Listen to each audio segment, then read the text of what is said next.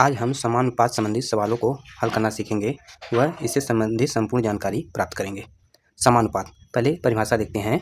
समानुपात दो समान अनुपातों, अनुपात जानते हैं तो दो समान अनुपात होने चाहिए। दो समान अनुपातों की तुलना समानुपात कहलाती है। समानुपात कहलाती है या कहते हैं। समान अनुपात को दर्शाने के लिए इस तरह से चिन्ह का प्रयोग किया जाता है। अब हम देखते हैं कि जैसे 9:30, यह एक अनुपात है। दूसरा अनुपात है 15:50। तो यह समानुपात में, अब यहाँ पे दो अनुपातों को हम देखेंगे यह समानुपात में है कि नहीं है। तो इसके लिए क्या करते हैं, 9/30 और यहाँ पे हो जाएगा 15/50। इसका हम देखते हैं मस तो 3 होगा, 3 त्रिका 9, 3 दहा में 30, यह आ जाएगा 3/10। यहाँ पे 5 से काटेंगे, 5 5 15, 5 दहा 50।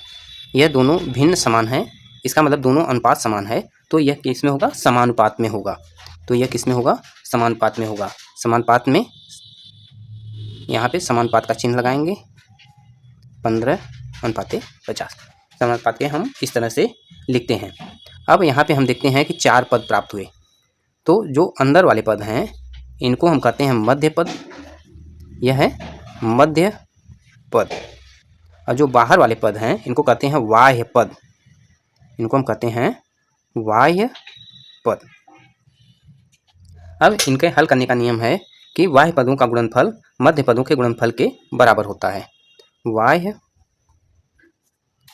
पदों का गुणनफल बराबर मध्य पदों का गुणनफल।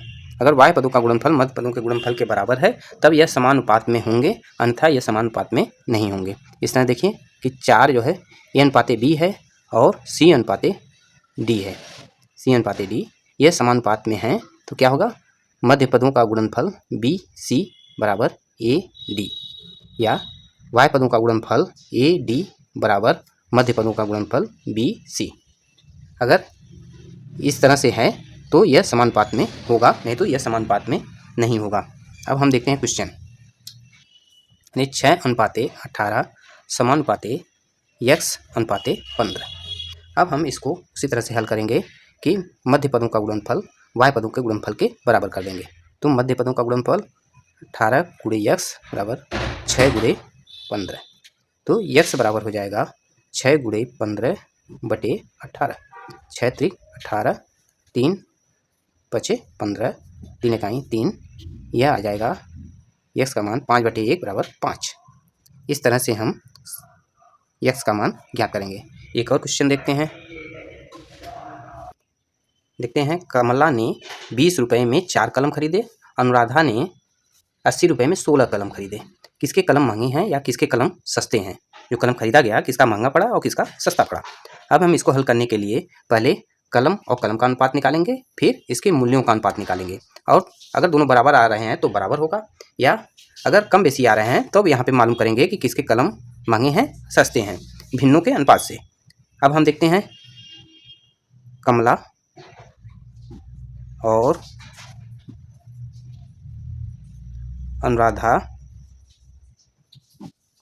के कलम कलम की संख्या का अनुपात,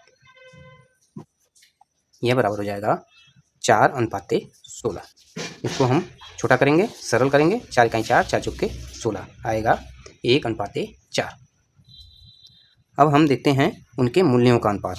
उनके मूल्यों का अनुपात यह हो जाएगा, यहाँ पे 20 रुपये खर्चा किया गया, यहाँ पे 80 रुपये, तो 20:80। यह हो जाएगा 20 इकाई 20, 20 चौके 80, 1:4। यहाँ पे हम देखते हैं कि दोनों अनुपात बराबर है, इसलिए दोनों ने कोई महंगा नहीं खरीदा है, दोनों समान मूल्य पर कलम खरीदे हैं। दोनों समान मूल्य पर कलम खरीदे। इस तरह से हम अनुपात संबंधी सवालों को हल कर रहे हैं। Do like, share, comment and subscribe now.